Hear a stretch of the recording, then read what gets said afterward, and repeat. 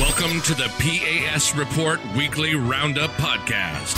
The P.A.S. Report provides an honest analysis on the critical issues that matter to you without the biased media filters. Here's your host, Professor Nicholas Giordano. All right, everyone. Welcome to the P.A.S. Report Podcast. This is your host, Nick Giordano, and I hope you're all having a great week out there. So much breaking news. It makes your head spin. We're living through crazy times. Strap yourselves in. We're going to explore the far-reaching implications that go well beyond any one individual here in the United States, well beyond just former President Trump or current President Biden. When we look at what's taking place right now, it's like our founding fathers' worst nightmare coming true. You have former President Trump, he's been arraigned, and we have to recognize that this indictment carries immense significance for him. It carries significance for our nation. It raises critical questions about the state of our rule of law. There are questions about the state of our politics and how's that going to look going forward. You have special counsel Jack Smith emphasizing the importance of upholding the rule of law. And we find ourselves at a pivotal moment in our republic. But that's not all, right? Because now there are new allegations of corruption involving President Biden and the Biden family business. They've come to light, potentially complicating the political landscape that's already complicated. And I want to dissect the complexities of the Trump indictment and the broader implications it holds for our society. I want to explore the intricate dynamics surrounding this case, the potential impact on the rule of law, especially since now we have newly surfaced allegations of corruption involving President Biden and the Biden family business, including recorded conversations suggesting a $10 million bribery scheme. If these conversations exist, why are we just hearing about them now? Why are we learning about this now? That's what I would like to know. It's a good question. Maybe we should have a press that would actually ask that question. Wouldn't that be nice? I think it would. Now, understand, these cases, they hold immense significance for our entire nation, our political landscape, the very essence of our republic. We're at a critical juncture here in the United States, and it's crucial that we examine the wider implications, because it seems like we are becoming a banana republic. Not we are becoming a banana republic, that we are a banana republic. And it's only a matter of time before it all comes crumbling down, because you have people that have weaponized all aspects of government. There's a lot of talk coming from both sides of the aisle. On one hand, we have special counsel Jack Smith talking about the importance of upholding the rule of law. He's emphasizing that nobody, not even a former president, is above the law. But is that true, especially given the most recent allegations against President Biden and the Biden family business? On the other hand, we have former President Trump dismissing the indictment, claiming it's just another attempt to undermine him. Continued witch hunt that we've seen since the election. He announced he's running for president in 2015. Is that true? Is it really all that simple? That it's about the rule of law, or just a witch hunt, or just corruption? Don't be fooled by oversimplified narratives. This is far from cut and dry. And I want to discuss what it truly means for the United States and the political dynamics that surround us. Too often we see people trying to oversimplify the situation, but don't oversimplify it. This is very complicated, what we're facing right now. And there's a lot at play. It's like, it's a mosaic, and you got to put all the pieces together in order to make the picture. See, there are many who want to ignore the complexities and nuances involved, and some do it intentionally, others do it unintentionally, but that's not how I approach things here at the P.A.S. Report Podcast. We're going to explore the far-reaching ramifications of this indictment. We're going to explore the potential consequences it could have on our nation's future. We're going to explore the new allegations against President Biden and the Biden family business. Sit tight. Let's challenge the conventional narratives out there, strive for a deeper understanding of what it all means in regard to the ever-evolving landscape of American politics. Regardless of your political leanings, this is an episode you need to pay attention to, because the Trump indictment and the alleged Biden corruption have profound implications. Let's go behind the headlines. This podcast is about providing you, the listeners, with the tools to critically analyze and engage. That's what it's about. Before I jump in, make sure you subscribe and follow the podcast so you don't miss an episode. Also, visit the PAS Report website, pasreport.com, and share this episode with your family and friends and on social media. Now, kicking off, I want to play a clip from special counsel Jack Smith. So, take a listen. Good afternoon. Today, an indictment was unsealed, charging Donald J. Trump with felony violations of our national security laws, as well as participating in a conspiracy to obstruct justice. This indictment was voted by a grand jury of citizens in the Southern District of Florida, and I invite everyone to read it in full to understand the scope and the gravity of the crimes charged. The men and women of the United States intelligence community and our armed forces dedicate their lives to protecting our nation and its people. Our laws that protect national defense information are critical to the safety and security of the United States, and they must be enforced. Violations of those laws put our country at risk.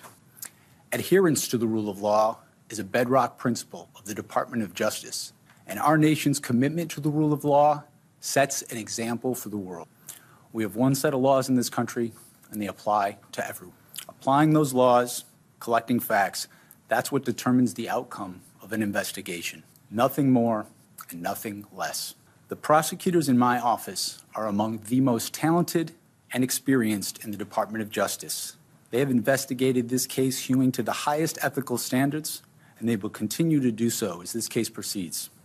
It's very important for me to note that the defendants in this case must be presumed innocent until proven guilty beyond a reasonable doubt in a court of law. To that end, my office will seek a speedy trial in this matter, consistent with the public interest and the rights of the accused. We very much look forward to presenting our case to a jury of citizens in the Southern District of Florida. Is the Trump indictment about the rule of law like Jack Smith says? Is that what this is all about? That President Trump violated the law, he committed espionage against the United States by taking documents and some of them being classified, and now he has to face the repercussions. Is it that simple? And the answer is no, of course, it's never that simple, because guess why? Because the rule of law is a joke. That's what it is. There is no rule of law. There's two sets of laws. There's one for political opponents, and there's one for the elite powers that be. If we're going to talk about the idea that nobody is above the law, how do we explain James Clapper and John Brennan both openly lying to Congress and not facing the consequences for committing perjury? How do we explain nothing happening when John Brennan and his CIA openly spied on the United States Senate Intelligence Committee staff members? How do we explain people like Andrew McCabe, James Comey, lying to investigators, giving classified information to reporters?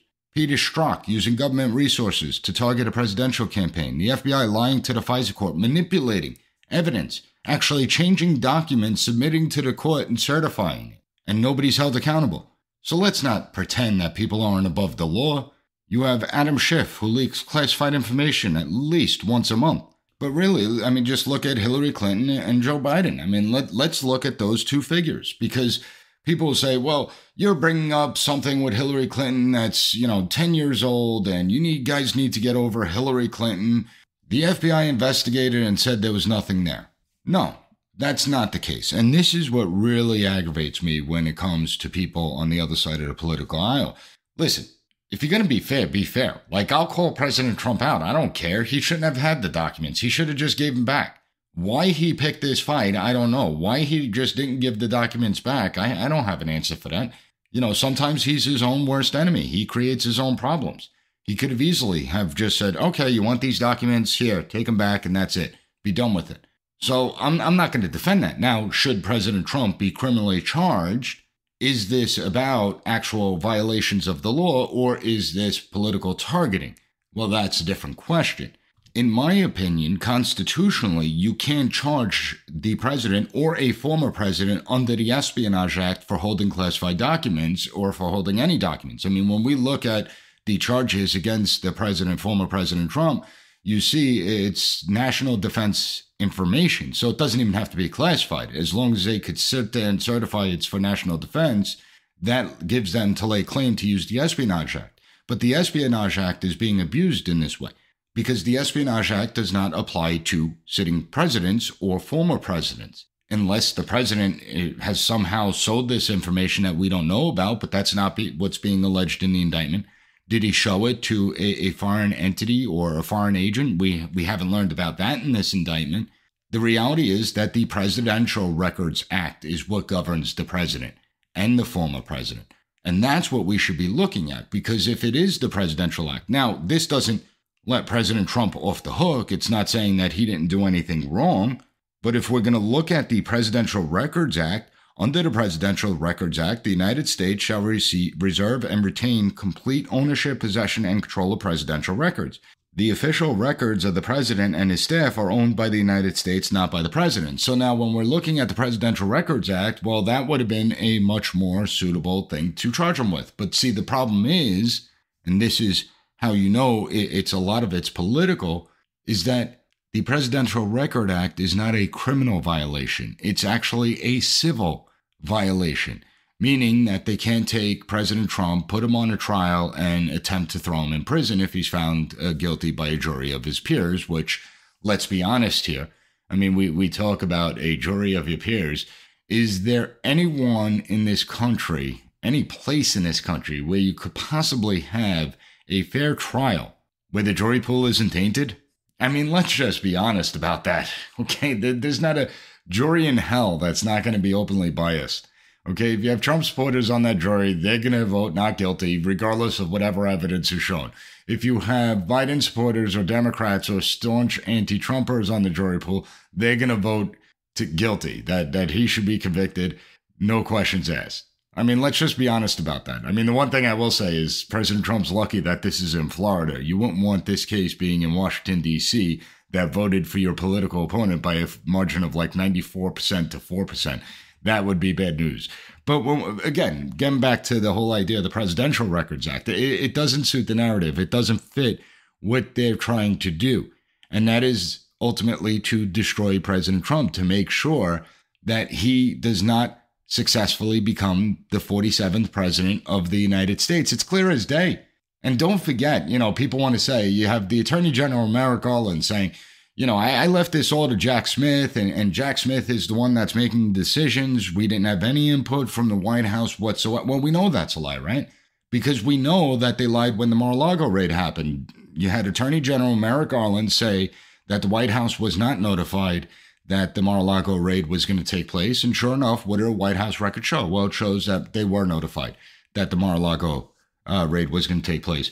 When you look at this whole thing, I mean, didn't Biden campaign on going after Trump, on targeting Trump? Didn't Biden campaign on lock him up? Didn't he talk about locking him up when he was president of the United States? When Biden got inaugurated and became the president of the United States, he talked about making sure that President Trump never runs for office again. So we know this is fact. That's indisputable. Now, let's just look at the double standards. And I'll get into Biden and his corruption scheme in a few minutes. But let's just look at the double standards that exist. When it comes to Hillary Clinton and it comes to former President Trump, look at how the two have been handled differently. Now, the left wants to scream, well, the FBI investigated Hillary Clinton. They found that she didn't knowingly deal with any classified information, and therefore she didn't do anything wrong, and they vindicated her. No, that's a lie. Okay, the fact of the matter is that James Comey was a Hillary Clinton supporter. I think we all now know that. It's pretty fair and obvious for everyone to see. What Hillary did was far worse. Who the hell goes out there, gets a private server built, pays money out of their own pockets, out of their own bank account, to get a private server built to handle government emails? Who does that? Nobody. That's who. Nobody in their right minds. Oh, well, Colin Powell did it, and Jared and Ivanka did. No, they may have used Google, which is wrong. And hey, listen, if something's wrong, then you investigate. And if there's a crime, prosecute. I don't care about that. But nobody ever got a private server built, had State Department servers manipulated so it could handle the email flow from the private server to the State Department servers, and information can transfer. Nobody's done that. Not only did Hillary get a private server, when word got out that she had this private server and Congress subpoenaed those emails to preserve the server and the emails, what happened? Well, 3 days after receiving the subpoena, those emails were destroyed as the FBI is investigating. The FBI granted immunity to all those surrounding the Hillary Clinton orbit. They gave immunity not based on what their testimony was. They didn't even know what they were going to say, what they were going to explain in the interviews. They granted them immunity right off the bat, whether it be Uma Abedin or Cheryl Mills. In fact, Cheryl Mills, who was a witness to the server incident, claimed that she had attorney-client privilege because she is a licensed attorney. She claimed that she had attorney-client privilege, and therefore she can't answer any of the FBI's questions. Once again, this is all fact. You can't dispute me on this. She claimed attorney-client privilege. Even though she wasn't given Hillary Clinton legal advice, she served as her advisor, as a political advisor. and the FBI just allowed it. Now, juxtapose that against all the investigations into President Trump, not just this most recent one. President Trump has been investigated time and time and time again. And how many times has attorney-client privilege been broken? Now, I know that the left's new famous phrase is crime fraud exception. You know, they watched, read a couple of the headlines, watched a few segments on MSNBC and CNN. So now everything you say, well, it's the crime fraud exception. If the client advises the attorney to break a law, well, that's the crime fraud exception, and attorney-client privilege can be breached then. Well, we saw attorney-client privilege breach when it comes to Michael Cohen, when it comes to Rudy Giuliani, when it comes to Joe DeGenova and his wife. And now, how many people in Jack Smith's special counsel, how many of Trump's lawyers did they speak to? How many of them did they interrogate? So it's funny. It seems like when it comes to President Trump, or the former president, well, attorney-client privilege just simply doesn't exist anymore. So you see the obvious glaring double standards right there. Then Hillary and her team smashed phones with hammers, erased the server with bleach bit. I mean, who does that? If you did nothing wrong, if you had nothing to hide, who does that? But you want to indict Trump on having boxes over at Mar-a-Lago of government documents. Again, it's not justifying that the president had this material. He should have just given it back. I'll admit that. But when you sit there and say that, oh, you're just trying to defend him, you want him off the hook because you're a Trump cultist and you're a Trump supporter and blah, blah. No, it has nothing to do with that. I'm pointing out the glaringly obvious two sets of rules that we have. One for the haves, one for the have-nots. And if you're on the wrong side of that equation, you better have damn deep pockets because you're going to have to spend a lot of money on lawyers. And then you have President Biden and the document investigation going on into him, right? Because most of you may not, I brought it up on this podcast, but many of you may not be aware, but a special counsel was appointed to investigate President Biden and his mishandling of government documents. Because now we know that President Biden had documents from when he was a sitting senator that he shouldn't have had, from when he was vice president of the United States. So again, just taking the most recent indictment of former President Trump, the government, much more complicated case, right? Had to go to Mar-a-Lago. They had to do this whole raid.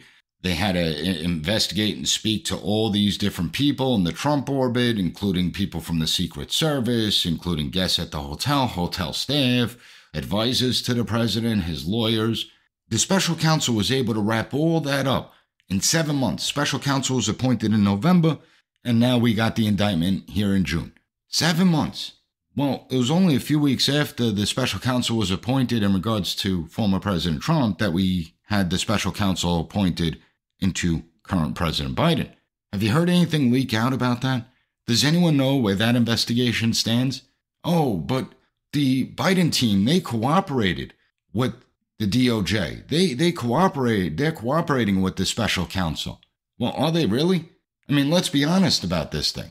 You're charging the former president for keeping government documents at Mar-a-Lago where they know who's coming in, who's going out. There's Secret Service there. They have cameras all over the place, whatever it may be. And then we look at the current president, and we haven't heard anything about that investigation. President Biden has been in possession of these documents, in some cases, for well over a decade. Don't forget, he hasn't been serving in the Senate since, 2008? So it's well over a decade that he's had these documents. How many times have these documents been moved from location to location to location? You had documents in the Penn Biden Center. You have documents in Biden's garage next to his Corvette, where we have no record of who went into the Biden home and who didn't, where we know his son was a crackhead. You have Biden documents that were left in an office in Chinatown. I don't know if it was Hunter's office or Joe Biden's office, no idea. But documents all over the place. And just magically, right before the midterm elections, the Biden team happened to stumble upon these classified documents and notify the DOJ that they were in possession of these documents. Do you really believe that? Are you that naive that that's what you believe? But again, we see the double standard. So are they going to charge the current president under the Espionage Act for holding national defense information? Now, I'm not going to hold my breath, right? I'm not going to hold my breath waiting for charges or waiting for something to leak out. But it is interesting that we haven't heard a peep out of a special counsel that's investigating the Biden documents. It's also interesting with the new allegations that the current president is facing from the Biden family business, the alleged bribery kickback scheme of $10 million. I want to talk about that. We're going to take a quick break. When we get back, I'll talk about the bribery scheme that's being alleged out there and the potential recordings that may exist, Biden being on tape talking about this. So sit tight. We'll be right back. P.A.S. report listeners, hurricane season is almost here, and the time to prepare is right now, not when the hurricane hits. When Hurricane Ida hit the Gulf Coast, it destroyed countless homes and left many without access to food and clean water. Millions lost power, some for weeks. The floods that followed the hurricane washed out roads, made it impossible for grocery stores to restock their shelves. Families were desperate. They were waiting for help that was slow to arrive. But what if you didn't have to rely on FEMA to provide for your family during a crisis? The answer is simple. Be prepared with emergency food kits from 4 Patriots. Their long-lasting and delicious food options are specifically designed to provide you and your loved ones with the sustenance you need when you need it most. And these food kits are hand-packed in the USA, last up to 25 years, compact inside covert storage totes, include a wide variety of delicious breakfasts, lunches, and dinners, and they're backed by thousands of 5-star customer reviews. 4 Patriots survival food is not just for natural disasters. In today's world of uncertain supply chains and unpredictable emergencies, it's more important than ever to have a backup plan. Whether it's temporary power outage, a winter blizzard, rising food costs, you can rest easy knowing that you have a reliable source of food to see you through. And right now, you go to 4patriots.com, use code P.A.S. to get 10% off your first purchase on anything in the store, including the emergency food supply kits that are designed to last up to 25 years. Just go to 4patriots.com, use code P.A.S. to get 10% off your first purchase of 4 Patriots survival food. Welcome back, everyone. So now news is emerging that there are tape recordings of President Biden, Hunter Biden, and the former CEO of Burisma, that there are 15 or 17 recordings that were done. The CEO of Burisma made these recordings as an insurance policy, which is really interesting. And I want to know what's on these recordings. I mean, it amazes me. So what is worse, possessing government documents or being involved in a pay-to-pay scheme where you are knowingly receiving money in exchange for U.S. policy influence? What's worse? And that's the amazing part. There are so many that have this hatred towards the former president. And again, sometimes he does it to himself. He doesn't always, say the right things or do the right things or act the right way. He could be his own worst enemy. But I'd much rather look at the person that is getting paid off by foreign entities all over the world. I don't know. Call me crazy. But that may be more impactful on our policies here in the United States. It may be more impactful in our lives. And when you look at it, again, this isn't me just making things up. We have the Hunter Biden laptop, and Hunter Biden, I mean, you got to give him credit. Even though he was a crackhead, dude kept a lot of documents, right? I mean, he put voicemails on his laptop. He put text messages on his laptop through the cloud. I mean, it truly is amazing. We have financial records that exist from the laptop. This investigation has been going on for what? 6 years now? 7 years now? And you listen to these tapes, and apparently the reason that we know about these tapes is because of the FD 1023 that I spoke about last week. Apparently, the person making the complaint on the FD 1023 alluded to these tapes. Well, is the FBI in possession of these tapes? Has the FBI made any effort to get these tapes? I mean, these are important questions that we need answers to. Are the tapes legitimate? Are they real? If they are real, what does it mean going forward? And if the FBI has been in possession of these tapes for the last 5 or 6 years or however long it is, well, why haven't they done anything about it? And is the Department of Justice, is Merrick Garland, the Attorney General, aware of this? Was the former Attorney General Bill Barr aware of these tapes? I mean, there are so many questions now that need to be answered. We're talking about, in one case, I mean, we already know it got millions of dollars from China and an equity fund and whatnot. We got money from a Russian mayor's wife, an oligarch over there, a Romanian oligarch. You have Ukrainian oligarchs. I mean, oligarchs all over the place. And now $10 million coming from Burisma, $5 million to the big guy, $5 million to Hunter. And you want to sit here and say that I shouldn't question the Trump indictment? Well, why shouldn't I question the Trump indictment? When I see major criminal activity, there's not just smoke. People say where there's smoke, there's fire. This isn't smoke. This is like this is like the Canadian wildfires. bringing the smoke down throughout the entire United States eastern seaboard. That's what this is like when it comes to Biden. And nothing. You hear nothing. You don't hear leaks. So yeah, it's clear we have a double standard. It's clear what's going on. And it's clear that our entire government, our entire society is being weaponized politically. And President Biden is to blame. You know, people think that the indictment's about President Trump. It's not about President Trump. The only thing that President Trump is truly guilty of, I'm talking about in the eyes of the bureaucrats, is the fact that he won in 2016. That's what they're mad at. They're mad at the American people for making a decision and electing someone like President Trump to the highest office in the country. That's why they're angry. And it's not about President Trump. Understand that it's about the people, the self-anointed guardians of the democracy.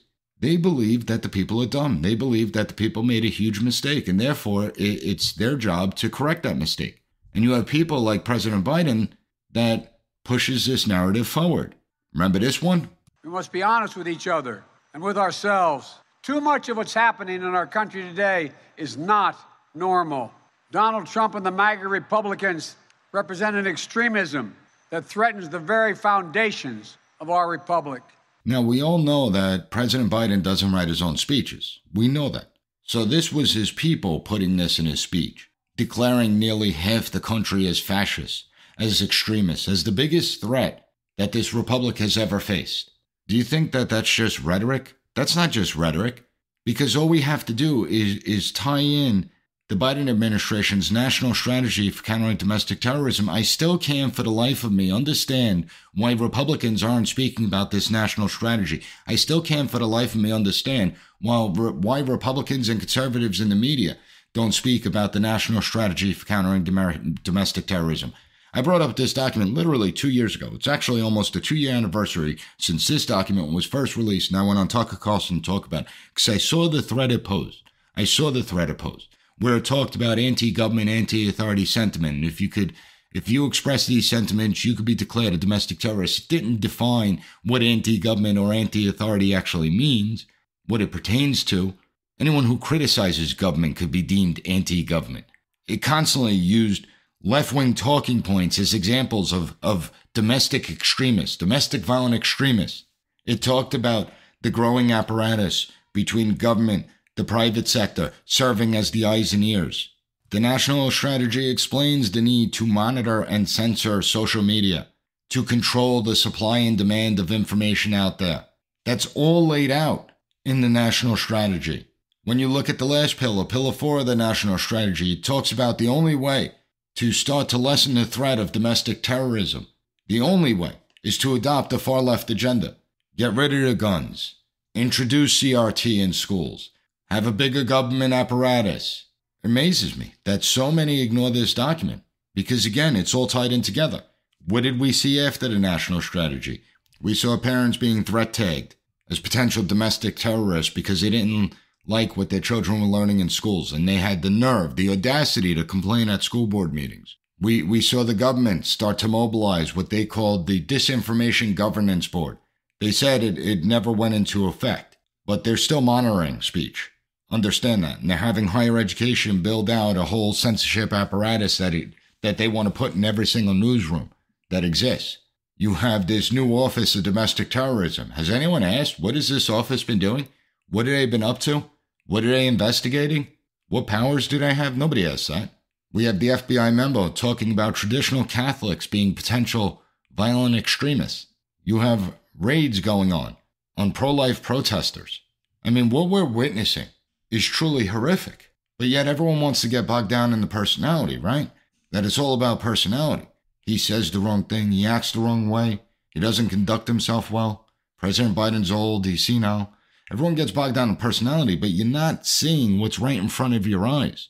And it's the government bureaucracy, the self-anointed guardians of democracy having this extraordinary amount of power. You want to talk about meddling in elections. What are they doing now? You look at the last 3 election cycles. 2016, Russian collusion hoax. 2020, the suppression of Hunter Biden and Hunter Biden's laptop in the Biden family business. They censored Miranda Devine's story, yet 51 intelligence operatives come out saying it was Russian disinformation. But even 3 months before Miranda Devine's story, which tells me they were probably spying on Miranda Devine, I don't have evidence to support that, so that's me speculating. But we know back in June, July, and August, the FBI was talking to social media companies and saying that any information coming down the pike about Hunter Biden may be Russian disinformation. Do you think it's a coincidence that James Baker, one of the leading architects within the whole Russian collusion scam hoax investigation, he resigns from the FBI, leaves the FBI, and then magically 3 years later during an election year, he becomes chief legal counsel to Twitter? Do you think that's just simply coincidence? Coincidences in politics do not happen that often. Okay, usually it doesn't work out that neatly. So they got involved in 2016. They got involved in 2020, meddled in our elections. I know we want to blame Russia and everything. And then we look at 2024 and they're already meddling in this election. You have Jack Ryan, the special counsel, stating, oh, well, we want a speedy trial to have this wrapped up by the end of the year. He knows that's never going to happen. This is a 37-count federal indictment. You think Trump's lawyers are going to be rushing into the courtroom to have a trial? No. And not for nothing. You have former President Trump. He wants this trial during the Republican primary. He wants this trial during a general election. He's going to use it as a campaign tactic. So Jack Ryan knows that there's no possible way we're going to be able to avoid this interfering with the 2024 election. He knew that ahead of time. But maybe that's what they want. Create infightings, uncertainties within the Republican primary, where even if President Trump does win, is he damaged enough in the general election where he can't possibly win? Who knows? Have Republicans fighting amongst each other. Get Trump supporters and DeSantis supporters at their throat. The guilty conviction's kind of irrelevant. They want the Republican Party to destroy itself. That's what they're looking to get. And more indictments may be coming down the pike. You still have the J6 special counsel going on, and you have the Georgia investigation. Now, when President Trump was first indicted in New York, I said I'm not concerned about the New York case. I'm not concerned about Georgia case. The federal indictments do worry me because the federal government's got an enormous amount of resources behind it in order to try and get convictions. And they could box a lot of people into corners. I understand the legal tactics and the law enforcement tactics that the feds use. And so it's not a pretty situation. So for all you Trump supporters out there that think that this isn't a serious situation, think again. This is very serious where President Trump finds himself. But do they really care about the conviction? Or is this just another way to meddle in another election? And understand, this is why Democrats don't be celebrating just yet, because the same thing could happen to your guy. And maybe it is. Why do you think we're learning about the FD 1023 now? Why do you think more information about potential Biden corruption is coming to light? Why do you think we're learning about these alleged tapes that may exist? What do you think? That they're not behind the scenes? Maybe they figure Biden has served his purpose. That now he's more of a liability than he is an asset. And so they're throwing him overboard, cutting him loose. Because they're making the calculation, hey, if we go target him, well, then we could say, see, we're not biased. We're not biased. We targeted former President Trump and we're targeting President Biden. Maybe that's the reason. I don't know. I don't have evidence to support that theory. But would it shock me if that's the way it is?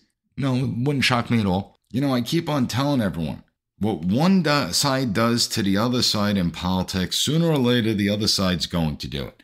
And it's not going to be pretty. So while everyone that despises Trump, you're all out celebrating, you're cheering, you're praying he goes to jail. We are in a very dangerous situation. And when the tables are turned, you're not going to like it. But I don't want to hear you complain. See, I'll still call it out because I don't want Republicans doing it. I don't want Democrats doing it. I don't care. I don't want government involved in any of this crap anymore. I will always call it out. But you have no right to complain when it's your side getting targeted politically because you allowed the weaponization to occur. You endorsed it. You encouraged it. You celebrated it. And you're still celebrating it.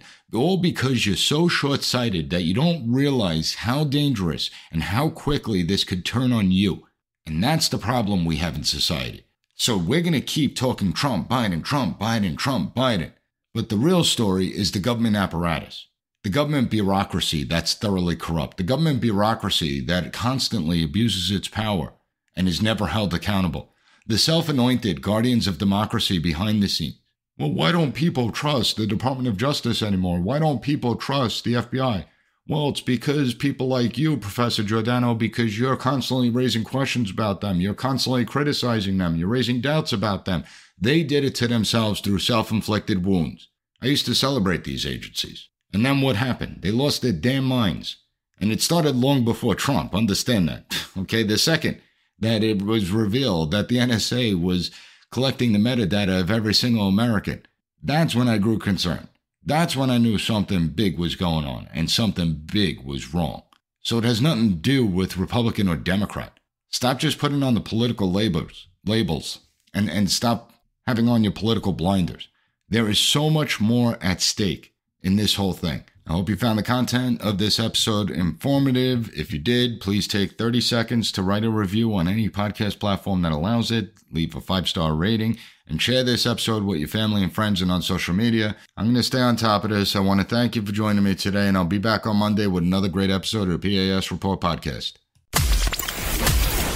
Thank you for listening to the P.A.S. Report Weekly Roundup Podcast. Have a good one. Bye. Be sure to rate, share, and subscribe to the podcast so you'll never miss an episode. Also, visit PASreport.com and follow us on Twitter at PAS Report.